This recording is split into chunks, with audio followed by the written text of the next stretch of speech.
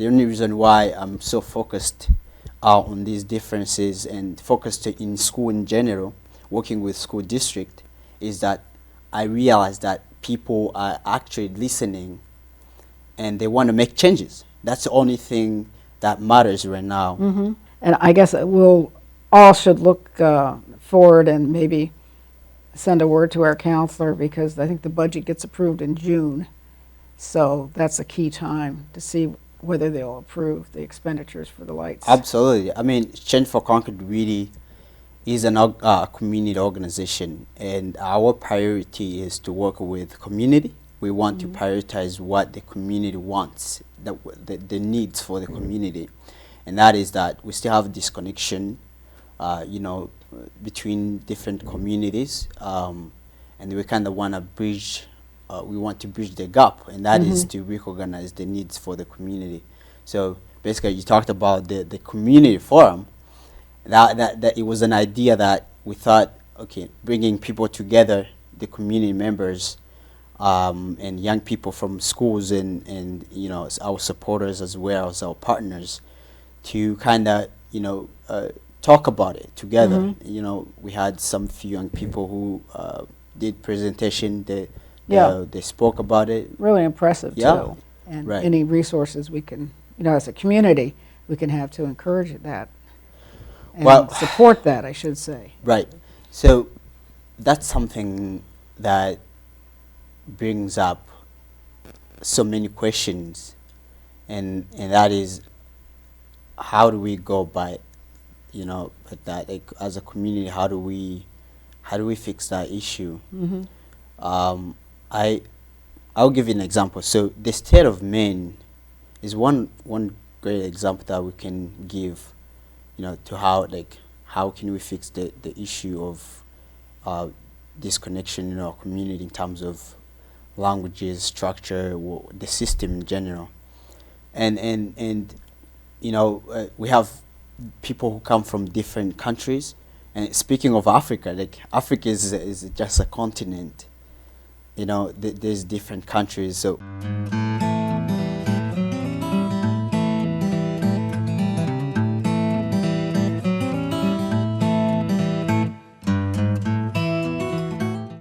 Hello, this is Rapping with Rosemarie. I'm your host, Rosemarie Lanier, and today I'm pleased to have as a guest Fisto De Ishimiye. And I have to apologize, but I warned you. Yeah, okay.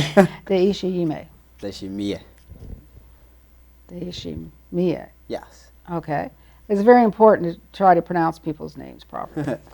But I'm a person that if a word is different or the first time I see it, I have a hard time, and I usually pick the wrong way, to tell you the truth. But anyway, welcome. I'm really happy to have you. Thank you for having me. And you are with, get the right group here now, Change for Concord? Yes, I work for Change for Concord. And your title? I'm the lead. The lead. More like the director. Okay. Yeah. And Change for Concord has been around several years anyway. Yes, started 2016. 2016. Yes. Okay, good. So 7 years. And I don't know if it came from or in conjunction with, there's also like Be the Change, I think it is, at Concord High School students. Is that? Yeah, I started with AFSC, Right. American Friends Service Committee intern. I don't know if you know him, Bruce.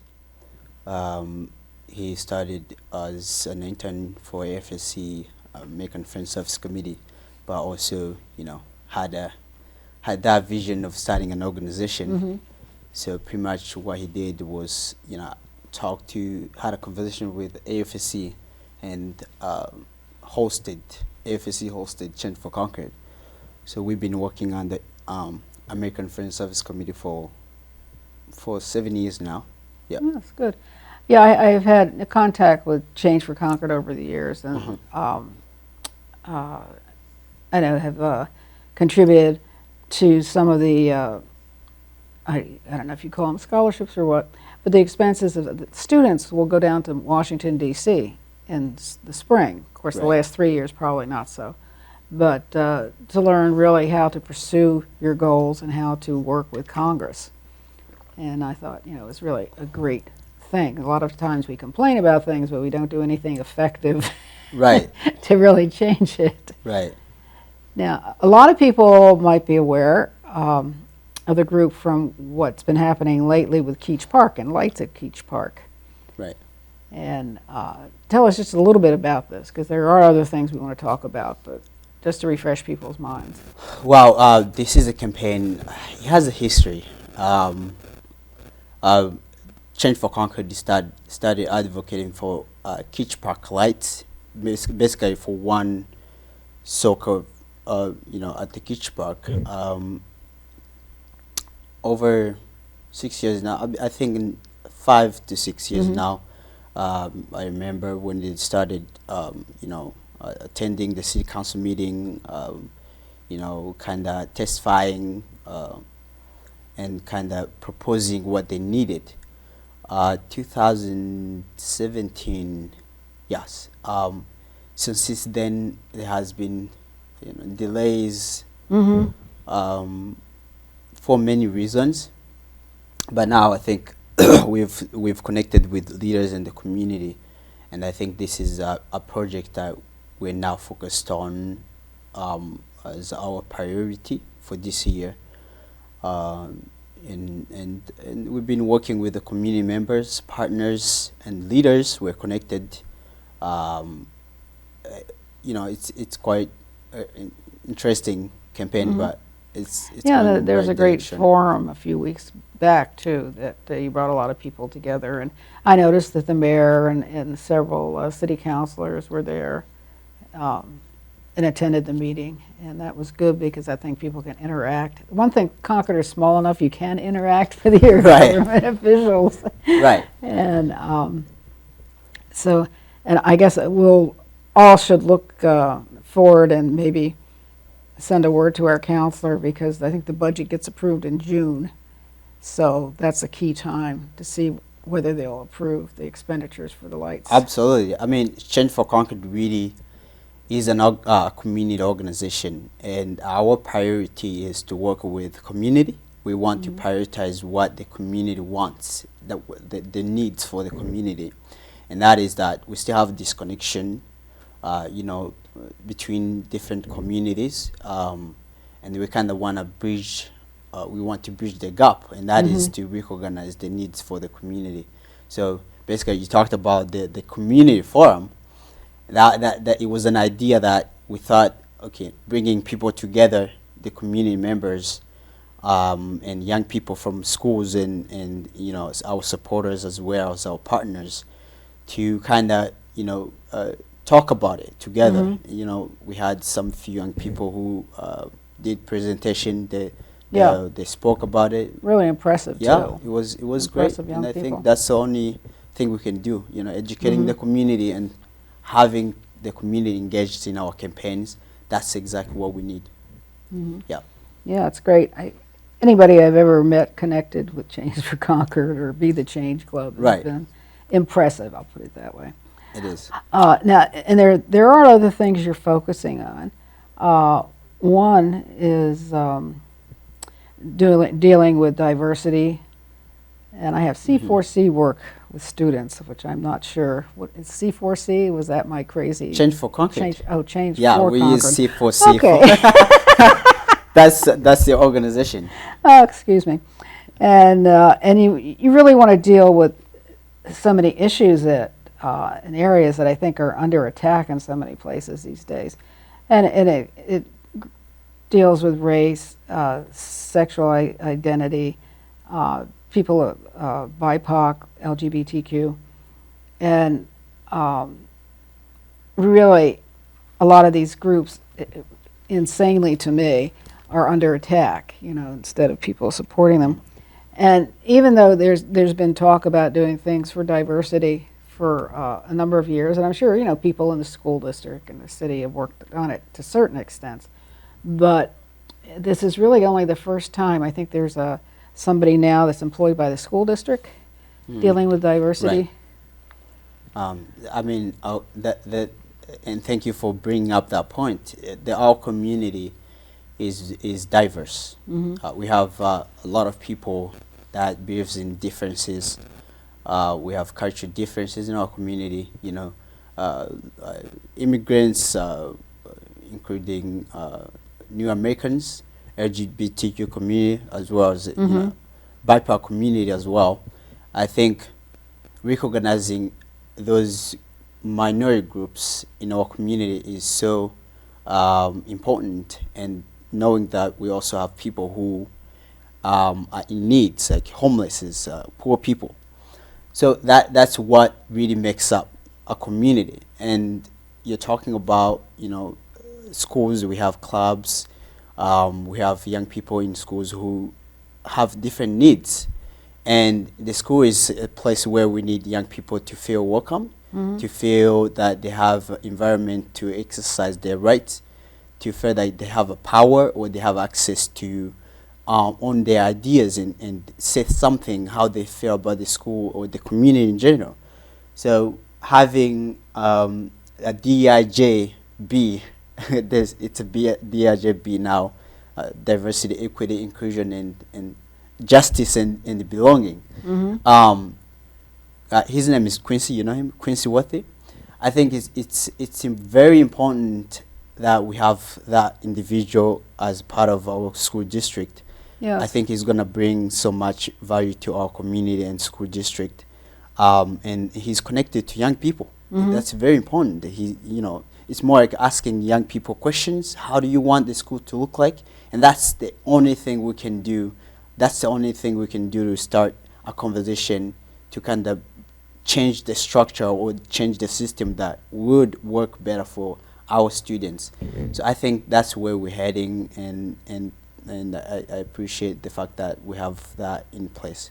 That's great, because there's a focal point within the administration that then feeds Right. it up to other levels of the administration and the school staff. So that, to me, that would be an extra added benefit, I guess, for the Right, system. right. And it is so important that we recognize there is a need to change the system and how the school works around minority students, BIPOC young people, and LGBTQ community, and people who have different needs.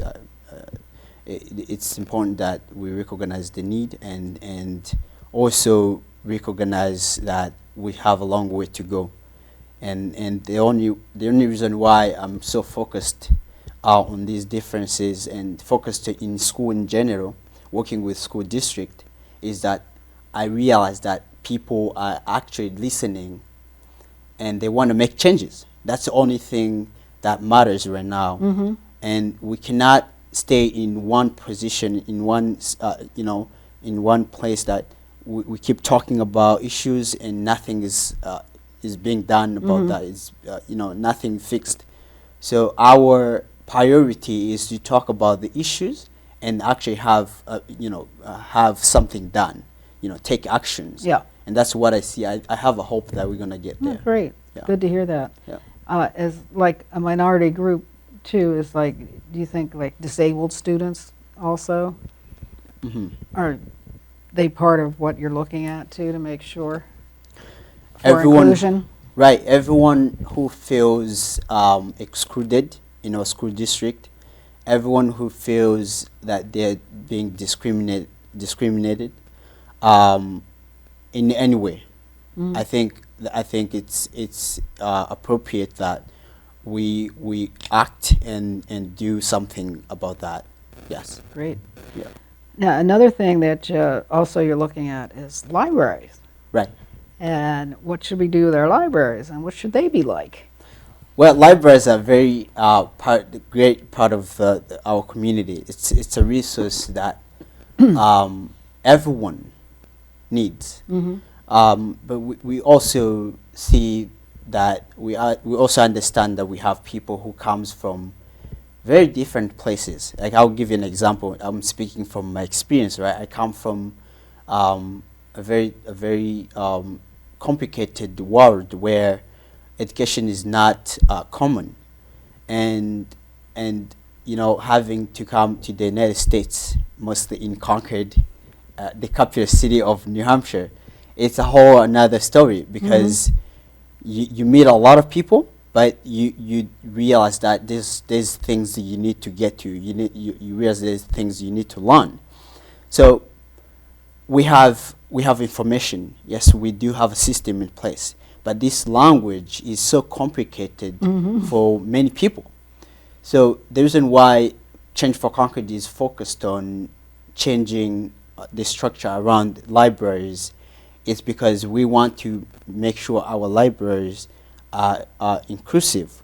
We have to make sure we have resources that our community needs, and I mean our community, I mean everybody in general. We realize we have people who doesn't speak English, people who are trying to learn and need trainings around languages and cultural differences. So if we have resources around that, like different books that, and we have services that really focused on those barriers, like issues we have, I think it would be so huge for our community. So we have a long way to go. Our libraries are not bad, and we have information, but we're missing one part of that. Yeah, and also libraries, I know, especially when we first moved here, I didn't have a lot of extra income to go buy a book. Right. And Right. so I went to the library. I haven't gone really to an extent in the last several years, and even more than that maybe. But when, the resource was there. Right. And, it is for the community, and it should serve, like I say, all groups in the community and needs. Right. And our taxes, whether we pay them directly or pay them through rent or whatever, Right. That pays for the library. So it not only should we use it, but it should be useful. It's very important. Yeah. Yeah, that's great. And a lot of, I just read something recently, or was listening to something, I don't know, that was talking about English as a difficult language, and I can't remember all the details, but because of the way it's structured, it makes it harder for non-English people to learn than other languages might be, because of the way other languages are structured. And I did volunteer somewhat with English learning students, and you start learning how almost ridiculous your own language is. Right. Like how many there's are there, and there, it's, possessive, or I'm going there, or Right. something like that. There's there and There and there, yeah. I think lot of there's a three. Excuse me, there's at least three, but I can't come up with a third right now. Right. But also, pronouncing and how you structure it. And I would get frustrated hearing people that, if somebody can't speak English perfectly, they say, oh. I said, well, you ought to try. I've met people from the Congo, for instance, that speak French and probably 5 African languages. And I can handle English, and that's about it. I don't have very good linguistic abilities. Right. And so I'm impressed by people. But also people, I think, don't realize the extent to which some people, like, say, don't have an education. I can remember a lot of the Bhutanese refugees had never had any formal education. And they're in their, middle and older ages. And to see people, really wanting to learn and, working at it and accomplishing it is really great. And any resources we can, as a community, we can have to encourage that and support that, I should say. Right. So that's something that brings up so many questions, and that is, how do we go by, but that, like, as a community, how do we fix that issue? I'll give you an example. So the state of Maine is one great example that we can give, to how can we fix the issue of disconnection in our community in terms of languages, structure, the system in general. And we have people who come from different countries. And speaking of Africa, like, Africa is just a continent.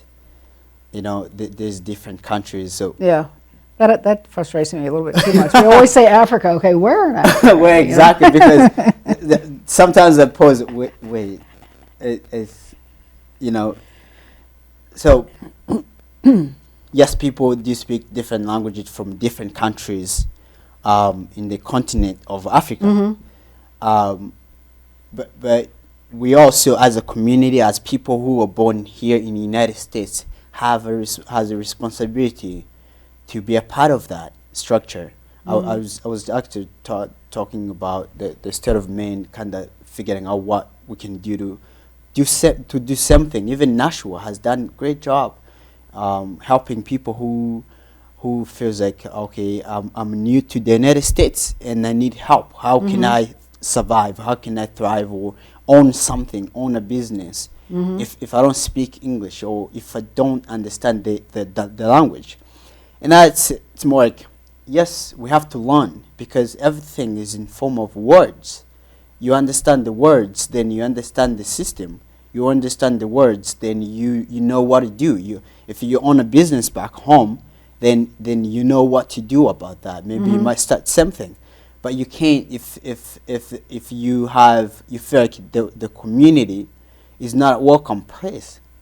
So what we need to do as a community is to actually recognize that people have those kind of stories where they feel like they're not welcome, and it's not like, okay, I'm not gonna come and start having a conversation telling you how I feel about the community. No, I mean, life does. You know, when someone start going down and start moving from place to place, you realize that they're struggling, and we see that in New Hampshire, in Concord, almost every week. So what I'm talking about is that we all have a responsibility to learn together, learn from each other, languages, and bring everything together in terms of culture, and help each other to start something new, to start something for themselves, and that can create something very strong in our community because we're together. As far as I'm concerned, we still have a long way to go, and that's a message today. That's a message that we have as an organization, and I think that our leaders understand that, and they understand that we have to create a new system that is going to be able to support the community in general, not one specific group of people. Yeah. Yeah, that's great. Because, like you say, we're one community, Yes. and I think that the diversity of the community to me is very appealing. A few decades ago, I was down at the State House lawn and bumped into a woman, happened to be a black woman, and Right. she was just sort of visiting. She was American, but and I don't know if she had a son in the area or what, but she was checking things out because maybe her son said, "Oh, you maybe ought to move to New Hampshire or something." Right. But she asked me a question, and she says, "Well, where would I live? Where would I, like personally live?" And I just like anywhere you want. And part of that was like, I think non-white population of Concord was somewhere between 1% and 3%. You know, Right. so people there weren't enclaves really because there weren't enough people to make an enclave. Right. But it just struck me like, oh, as a white person, I wouldn't really ask that, Right. out of the blue from a stranger like. And so we have to be aware of what people are faced with, but also how we can, I love that, how really a community for all. 'Cause Right. I think it makes everybody much better off and really happier. Yeah, and that you read about that. If I don't do well, and my neighbor is not gonna do well because we all need each other and we all share same environment. So the environment can only be clean or stay clean if we all do the service. Make sure the environment is clean. So if I'm dirty, if my environment is dirty, then you're my neighbor, then you have some issue because that's how life is. Yeah. Yeah. I thought maybe just Change for Concord has a Facebook page. Yeah. Let people know that in case Right. they don't know that already. and it's a way to highlight young people. And I was going to write down there's a young student, female, that has been in the paper lately for, I think did she get a national award? Is it Ria Patel? I think so. Yeah, it's the From ones that works with New American Scholars. and works with students. And did you even start a company or something? Yes. Yeah.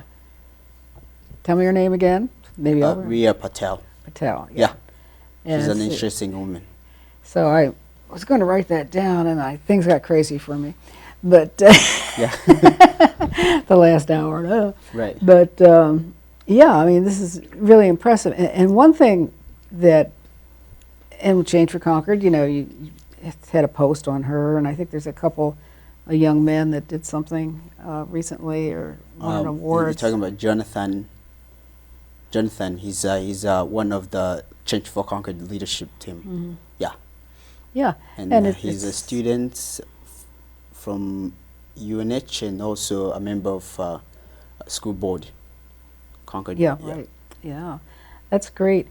And, you know, seeing all this and seeing young people really use their skills and abilities, for one thing, it makes me feel good, like there's hope for the future. Right. And another thing is that, like, I just think it does enhances the whole community, you know, as you've been saying. Right.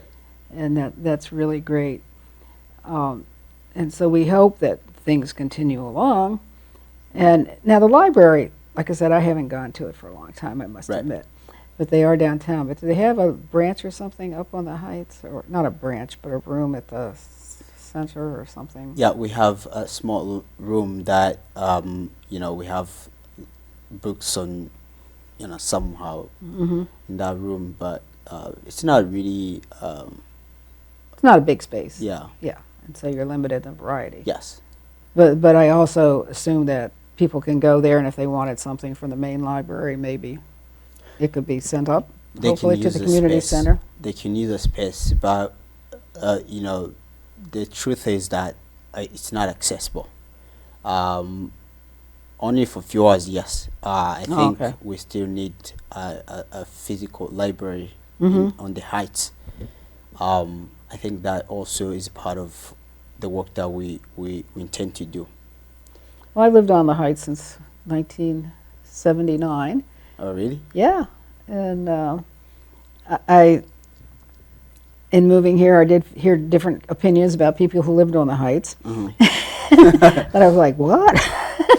Because I think historically, the bad guys would rob people down below and then run up the hill. Right. And so this got a reputation of bad people. And it's ridiculous, you know.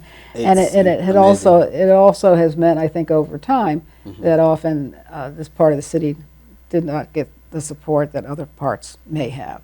Right. So it's great to see really a vibrant and active element in the community that looks at the whole community, but you know, a lot of people are up here too and doing things to enhance it up on the Heights. Right. And I think and I appreciate you coming up with I don't know if that's a question, but I appreciate you talking about that, because I think this is the start. I believe so. But I have a hope, yes. I do have a hope that young people that we now see in our community that really stands up for our rights, for the you know, equitable services in our community. I admire a lot of young people.